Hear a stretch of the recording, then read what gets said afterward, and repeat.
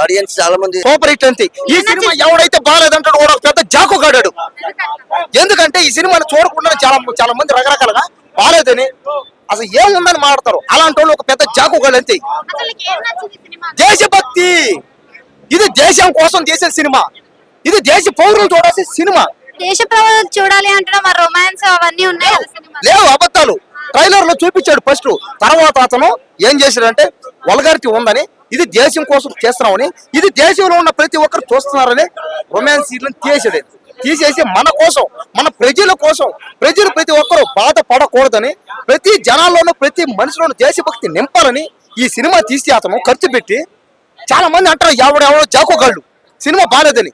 ఏం కావాలి నీకు చెప్పి? ఇంకా ఇది ఒక దేశం కోసం సినిమా తీసిన కాదా? ఇది ఒక దేశం సినిమా కాదా? ఏం కావాలి ఇంకా? ఎందుకు? హీరోయిన్ క్యారెక్టర్ ఎట్లా అనిపించింది? హీరోయిన్ క్యారెక్టర్ కూడా ఆమె కూడా దేశం కోసం ఏదో చెయ్యాలని ఆమె కూడా ప్రయత్నం చేయడం చాలా బాగుంది. కానీ గత సినిమాల్లో ఆమె మీద నెగిటివ్ టాక్ ఉంది. ఏమని అలాంటావు. కానీ ఈ సినిమాలో వాళ్ళందరూ మారి దేశం కోసం మన కోసం చేస్తే అలాంటి సినిమాని ఎవడైతే జాక్ సినిమా బాగాలేదంటాడో వాడు ఒక పెద్ద జాకు అంతే.